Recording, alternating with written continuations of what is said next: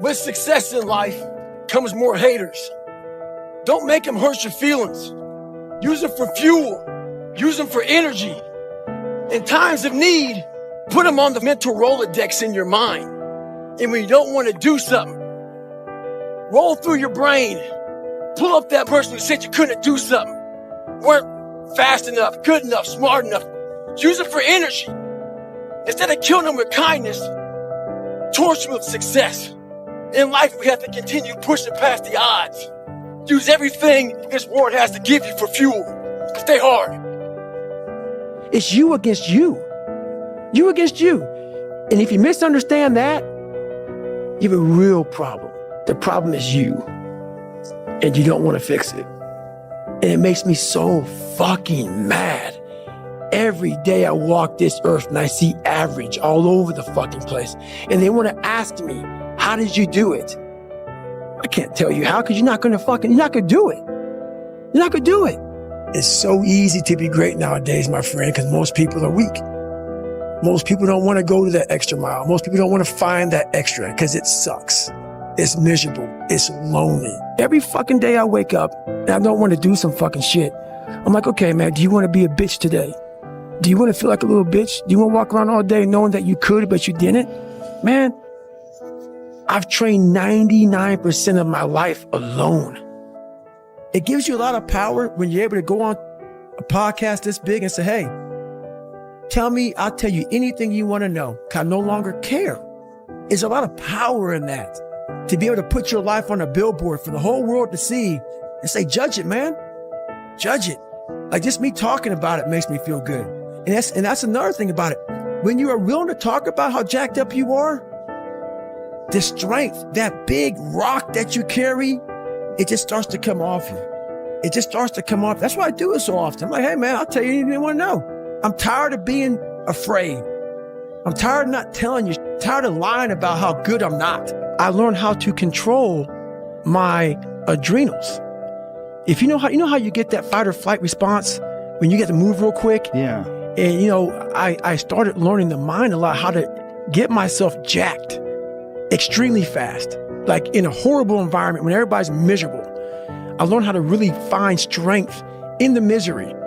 When everybody's suffering, everybody's all poopy pants and their mentality's down and everything, I started just like, my God, this is where I shine. I want to be forever proud of who I was as a man and change who I used to be. The liar, the insecure guy. I want to be proud. If I die now, I want to look at myself and say, proud of myself. It's okay to be unhappy sometimes, man. It's okay to say, you know what, man, I'm f***ed up. So you got to go to the truth first. Who are you? Get really accountable and say, okay, who am I? What's the truth about me? Get to that dark place in your mind. Figure out. It may take months. It may take years. Figure out your purpose. Figure out what you want to be in life. Things I'm trying to find more of myself. And the only way I can find more is to silence the world out as much as I can, because it's getting busier every day. It's getting faster. And the faster it gets, the more you are missing who the fuck you are. If you walk into any kind of event, whether it be physical or mental, if you walk in with already putting that block on your mind that, man, this ain't going to happen. People go, how did you run 135 miles to death, fat, and stuff? How did you run 100 miles with no training? Because I went into it not thinking, I can't do this, man. I went into it with a strategy. I had an open-mindedness. So until your mind is open to the possibilities that I can do this, you would never be able to do it. Once the mind starts to believe it can be achieved, only then does it start to break down tactically how we can do this. So until then, you're going to always lose. There's always a blockade. There's a barrier in your brain. You got to find out what removes that barrier from your brain. My biggest barrier was my father. And once I removed that barrier, I was free to think. And once I felt good about myself, I was free to put action in. I never felt good about myself. Whenever I would get somewhere, the demon would come back, put me right back in the cage. If you don't go back, like I'm a runner, Left knee hurts. A lot of people focus on that left knee. And that's about life. You got to figure out what has messed you up mentally. Go to the source. Go to the origin of the source. I was so afraid of myself that I had to figure out, I became a master of my mind. I was able to visualize the end. So when I was 297, and I was all fat and out of shape, and I couldn't run a quarter mile, I visualized, man, how would it feel? So after I watched that show on Discovery Channel, for a brief moment, there was 22 guys that graduated. I watched this segment on TV about these guys going through Navy SEAL training. And I wasn't a great swimmer. I was afraid of the water, all this crap, man. And I saw these guys just quitting. But at the very end, it says 22 guys. This commanding officer's up there and he gives this great speech. I was like, man, I wonder. So I started visualizing me being the 23rd guy in these dress whites, sitting there with these guys, graduating this Navy SEAL training. I was like, God.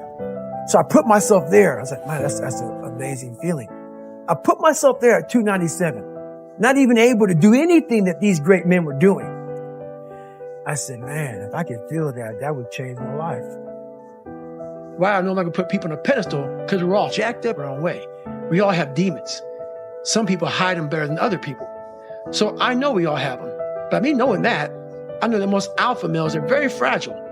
Very fragile. They never want to see another person harder than them. Ego is serious. So if I can hurt your ego, I got you. So by me having such a fragile ego growing up, all this was my advantage. I was doing a live autopsy on how jacked up I was. So that's where I started becoming uncommon amongst uncommon people, is where I started realizing that you put people on a pedestal that you shouldn't. That you got to get in there yourself and examine people, see what it's really about yourself. So once I got in there and realized, hey, these are just normal people. Yeah, they're a lot better than some. They're able to get through. I know a lot of people who can get through Navy SEAL training. But, there's a lot of mystique behind all that stuff. And as you start to go through and you start to break it open a little bit, a lot of hard guys, but I wanted more. And I feel like I didn't fucking do something. Because you did. You didn't do it. You didn't do shit. There's no luck in this game, man. It may be a little bit of luck, but the luck happens after you bust your ass and you put yourself in that lucky situation. Luck doesn't happen. You put yourself in that situation where luck might fucking happen. And that's what people don't know. But to get there, luck ain't gonna happen. You have to put yourself in that situation, man. On all those bad days and all those days you don't want to do shit, you have to be your own motivator, your own coach, your own trainer, your own everything. So to do that, you have to come into work, and work is whatever your work may be, ready to go. And what that means is you may have failed miserably yesterday, but you come to work like, people like, man, you just lost everything. How the hell are you just fucking damn motivated? Because this is what it takes. This is what the fuck it takes. Make up your own mission statement. What do you want to be in life?